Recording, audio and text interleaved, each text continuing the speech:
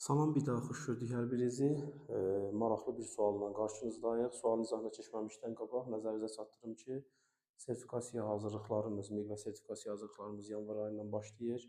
İbtidai sinif müəllimləri üçün açılır iş qrupumuz.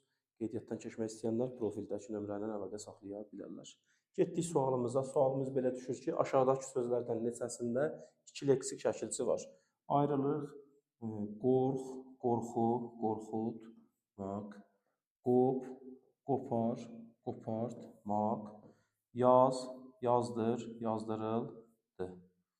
Yəni götürürük ki, hər birində 3 leksik şəkilçisi var. Amma burada nəyə diqqət yetirmirik? Burada diqqət yetirməsək səhv elədiyimiz bir məqam var. Deməli, baxaq qorxutmaq sözünə. Qorxmaqla qorxunun məna əlaqəsi var, qorxu ilə qorxutun məna əlaqəsi var. Burası öz yerində. Amma bizim əsas məsələmiz nədədir? T-da. T şəkilçisi elə bir şəkilçidir ki, bu yalnız feilləri artırılır. Qorxu sözü isə isimdir.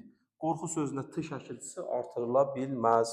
Ona görə də biz burada səhvlik eləmiş olmuşuq. Deməli, sözün düzgün kök və şəkilçiyə ayrılmağı bu sözümüz o birisilərdən fərqli olaraq necə olacaq? Sözün kökü qorx, ut bir yerdə maq. Deməli, əgər bizim 1, 2, 3 olsa, 1-i silirik, düzgün cavabımız 2 və 3 olur. Yadda saxlamaq lazımdır ki, T şəkilçisi yalnız feilləri artırılır.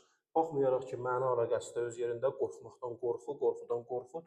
Görürük, hər şey qaydasında görsənir, amma qrammatik qaydalarımız həmişə öncəlik təşkil edir.